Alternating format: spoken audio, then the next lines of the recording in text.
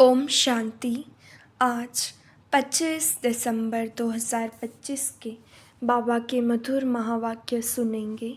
बाबा बोले, मीठे बच्चे, तुम बहुत समय के बाद फिर से बाप से मिले हो, इसलिए तुम बहुत बहुत सिखिलते हो।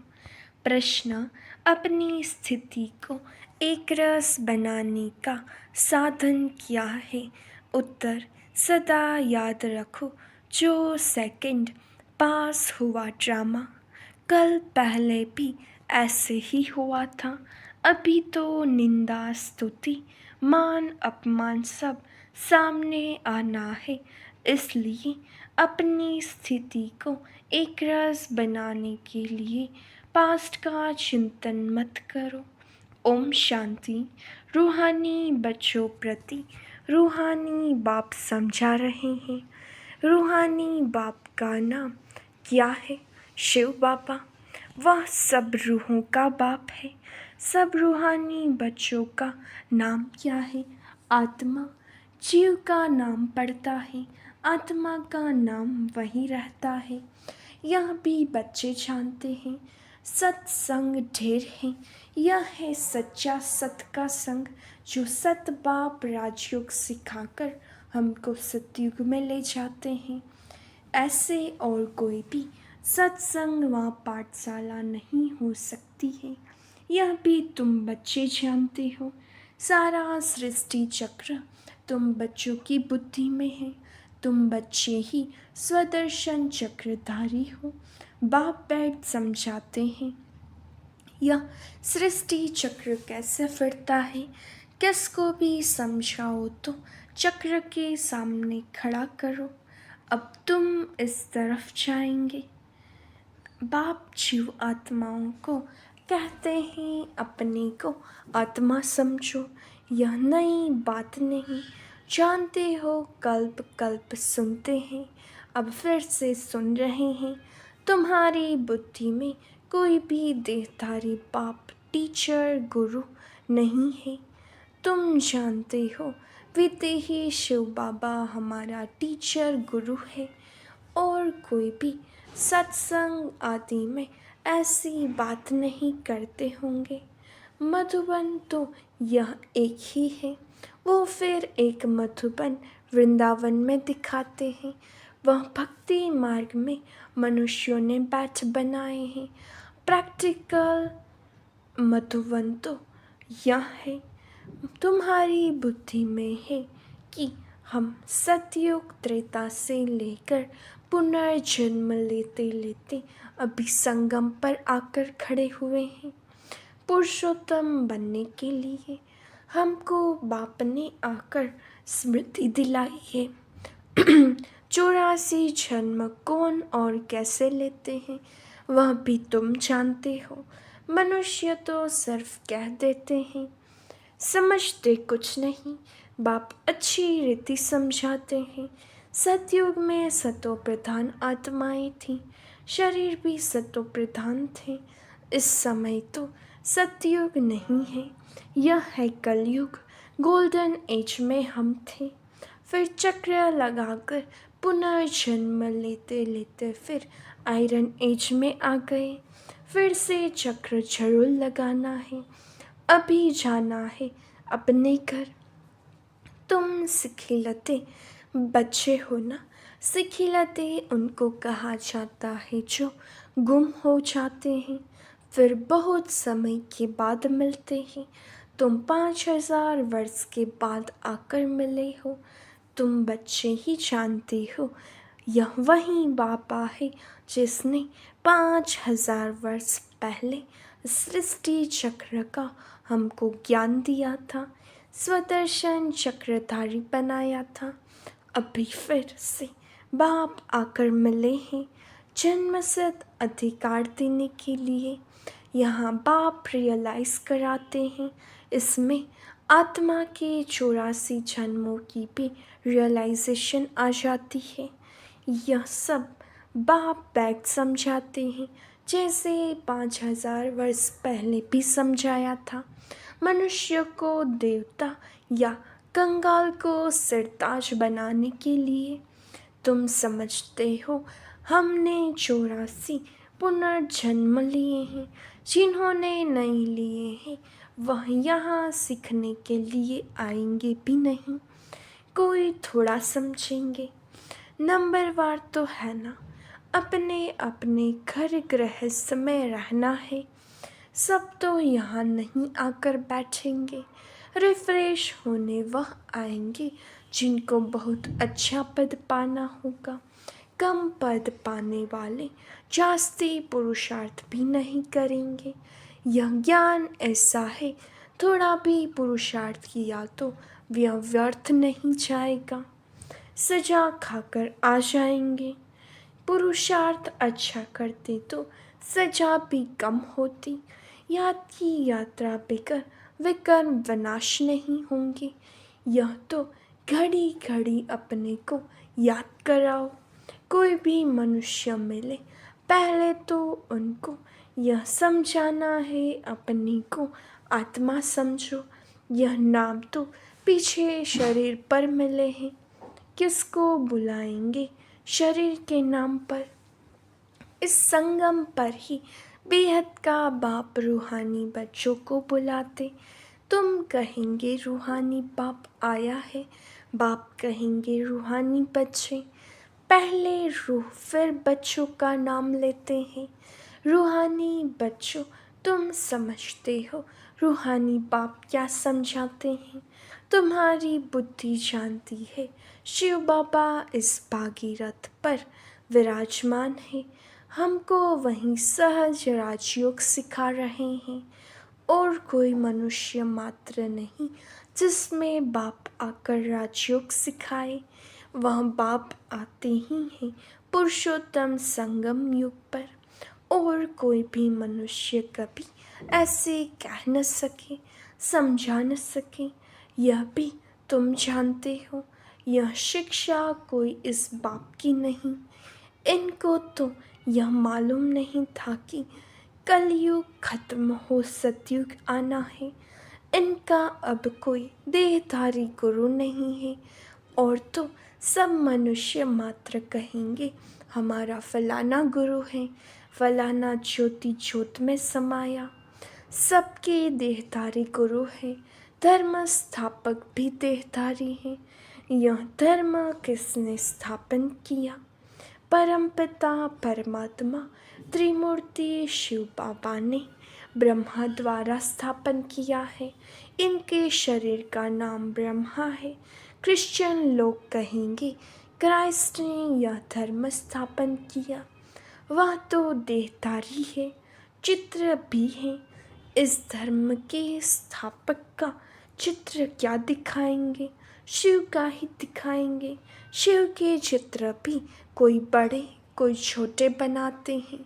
है तो वह बिंदी ही, नाम रूप भी है परंतु अव्यक्त है। इन आँखों से ही नहीं देख सकते। शिव बाबा तुम बच्चों को राज्य भाग्य देकर गए हैं, तब तो याद करते हैं ना। शिव बाबा कहते हैं मन मना भव, मुझ एक बाप को याद करो।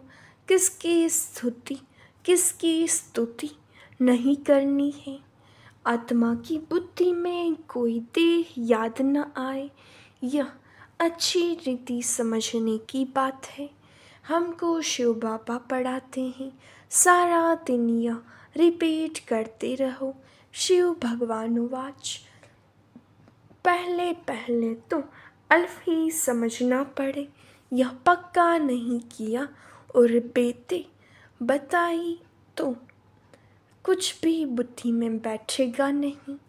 कोई कहते थे यह बात तो राइट है, कोई कहते इसे समझने में तो टाइम चाहिए। कोई कहते विचार करेंगे, किस्म किस्म के आते हैं। यह है नई बात।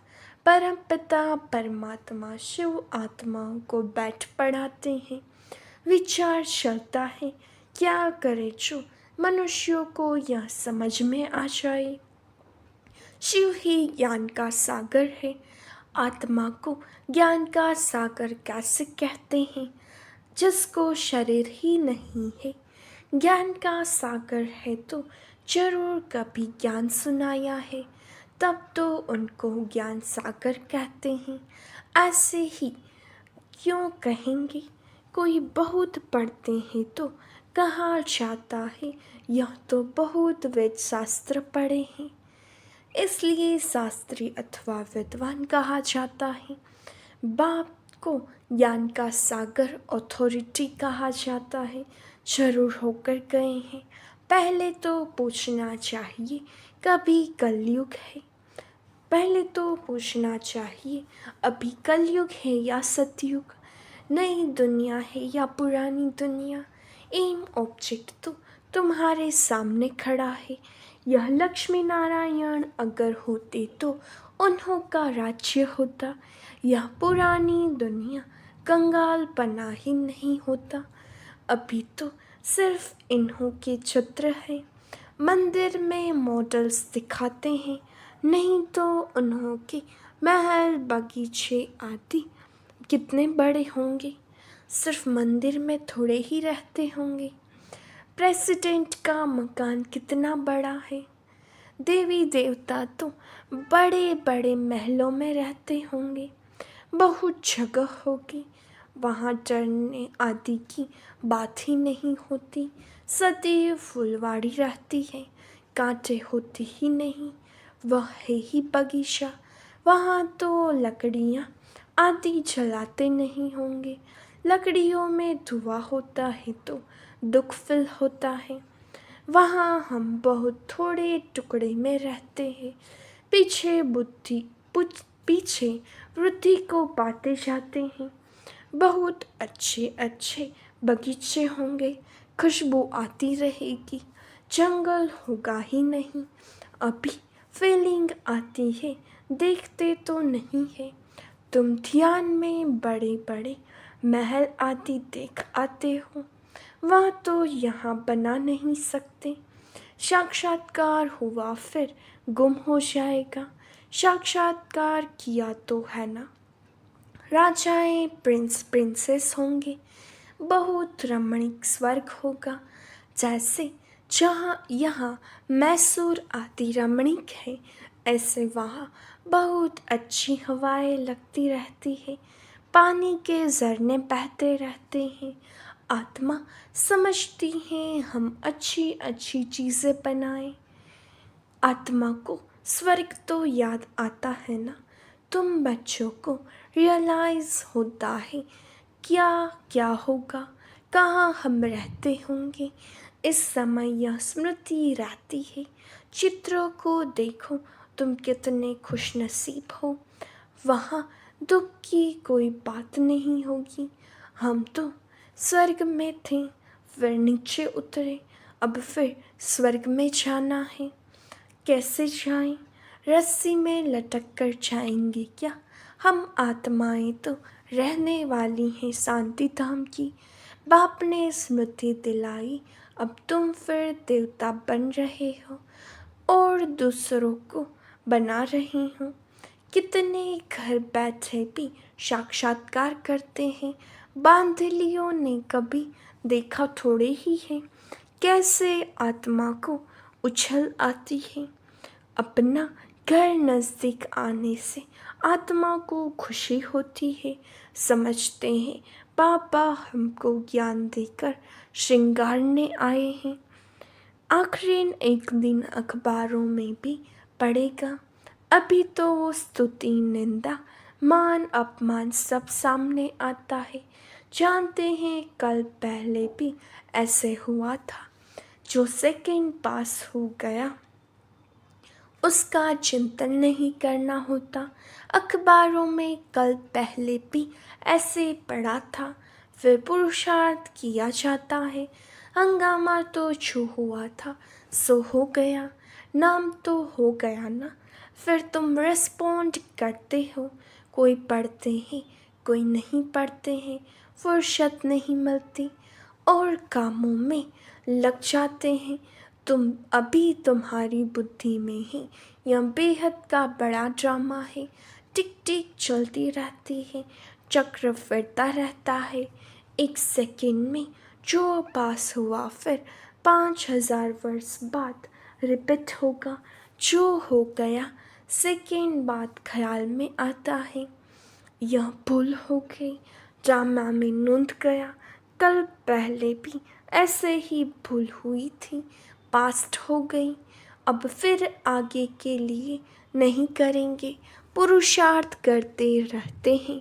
तुमको समझाया जाता है घड़ी घड़ी यह भूल अच्छी नहीं है, यह कर्म अच्छा नहीं है। दिल खाती होगी हमसे यह खराब काम हुआ। बाप समझाने देते हैं ऐसे नहीं करो, किसको दुख होगा। मना की जाती है, बाप बतला देते हैं यह काम नहीं करना। बिगर पूछे चीज़ उठाया उसको चोरी कहा जाता है। ऐसे काम मत करो, कड़वा मत बोलो। आजकल दुनिया देखो कैसी है, कोई नौकर पर गुस्सा किया तो वह भी दुश्मनी करने लग पड़ते हैं। वहाँ तो शेर बकरी आपस में शेरखंड रहते हैं। लून पानी और शेरखंड। सतयुग में सब मनुष्य आत्माएं आपस में शेरखंड रहती है, और इस रावण की दुनिया में सब मनुष्य लून पानी है। बाप बच्चा भी लून पानी, काम महाशत्रु है ना। काम कटारी चलाए एक दो को दुख देते हैं। यह सारी दुनिया लून पानी है, सत्योगी दुनिया शेरखंड है। इन बातों से दुनिया क्या जाने। मनुष्य तो स्वर्ग को लाखों वर्ष कह देते हैं, तो कोई बात बुद्धि में आ न सके। जो देवताएं थे उन्हों को ही स्मृति में आता है। तुम जानते हो यह देवता सतयुग में थे, जिसने 84 जन्म लिए हैं वहीं फिर से आकर पड़ेंगे और कांटों से फूल बनेंगे। यह बाप की एक ही यूनिवर्सिटी है, इनकी ब्रांचेस निकलती रहती हैं। खुदा जब आएगा तब उनके खिदमतगार बनेंगे, जिनके द्वारा खुद खुदा राजाई स्थापन करेंगे। तुम समझते हो हम खुदा की खिदमतगार हैं। वह जिस्मानी खिदमत करते हैं, यह रूहानी। बाबा हम आत्मा को रूहानी सर्विस सिखला रहे हैं, क्योंकि रूह ही तमो प्रधान बन गई है। फिर बाबा सतो प्रधान बना रहे हैं। बाबा कहते हैं मामेकम याद करो तो विकर्म विनाश होंगे। यह योग अग्नि है, भारत का प्राचीन योग गाया हुआ है ना। आर्टिफिशियल योग तो बहुत हो गए हैं, इसलिए बाबा कहते हैं याद की यात्रा कहना ठीक है। शिव बाबा को याद करते करते तुम शिवपुरी में चले जाएंगे। वह है शिवपुरी, वह विष्णुपुरी, यह रावणपुरी। विष्णुपुरी के पीछे है रामपुरी। सूर्यवंशी के बाद चंद्रवंशी है। यह तो कॉमन बात है। आधा कल्प सतयुग त्रेता, आधा कल्प द्वापर कलयुग। अभी तुम संगम पर हो, यह भी सिर्फ तुम जानते हो। जो अच्छी रीति धारणा करते हैं वह दूसरे को भी समझाते हैं। हम पुरुषोत्तम संगम युग पर हैं।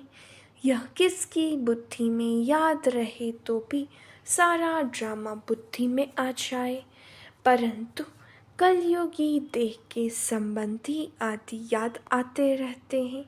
बाप कहते हैं याद करना है एक बाप को, सर्व का सद्गति दाता, राजयोग सिखलाने वाला एक ही है। इसलिए बाबा ने समझाया है शिव बाबा की ही जयंती है, जो सारी दुनिया को पलटाते हैं।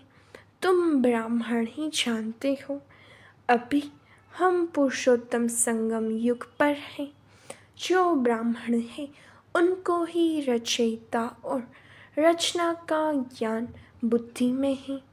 अच्छा, मीठे मीठे सिखिलते बच्चों प्रति माता पिता बाप दादा का याद प्यार और गुड मॉर्निंग। रूहानी बाप की रूहानी बच्चों को नमस्ते। हम रूहानी बच्चों की रूहानी बाप दादा को याद प्यार नमस्ते गुड मॉर्निंग ओम शांति। शुक्रिया बाबा, शुक्रिया। धारणा के लिए मुख्य सार। पहली पॉइंट, कोई भी ऐसा कर्म नहीं करना है जिससे किसी को दुख हो। कड़वे बोल नहीं बोलने हैं। बहुत बहुत शिरखंड होकर रहना है। दूसरा, किसी भी देहधारी की स्तुति नहीं करनी है। बुद्धि में रहे हमको शिव बाबा पढ़ाते हैं, उस एक की ही महिमा करनी है। रूहानी खिदमतगार बनना है। वरदान, शुद्ध संकल्प के व्रत दृढ़ता द्वारा वृत्ति का परिवर्तन करने वाले दिल तख्त नशीन भव। बाप दादा का दिल तख्त इतना प्योर है जो इस तख्त पर सदा प्योर आत्माएं ही बैठ सकती है। जिनके संकल्प में भी अपवित्रता या अमर्यादा आ जाती है वो दिल तख्त नशीन के बजाय गिरती कला में नीचे आ जाते हैं। इसलिए पहले शुद्ध संकल्प के व्रत द्वारा अपनी वृत्ति का परिवर्तन करो। वृत्ति परिवर्तन से भविष्य जीवन रूपी सृष्टि बदल जाएगी। शुद्ध संकल्प व दृढ़ संकल्प के व्रत का प्रत्यक्ष फल है ही सदा काल के लिए बाप दादा का दिल तख्त। स्लोगन, जहाँ सर्वशक्तियाँ साथ है वहाँ निर्विघ्न सफलता है ही। अव्यक्त इशारे, अब संपन्न व कर्मातीत बनने की धुन लगाओ। अंतः वाहक स्थिति अर्थात कर्म बंधन मुक्त। कर्मातीत स्थिति का वाहन अर्थात अंतिम वाहन, जिस द्वारा ही सेकंड में साथ में उड़ेंगे।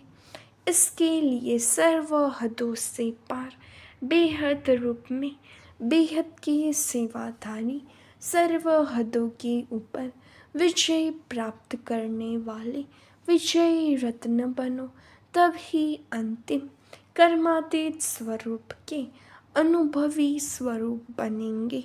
अच्छा, ओम शांति।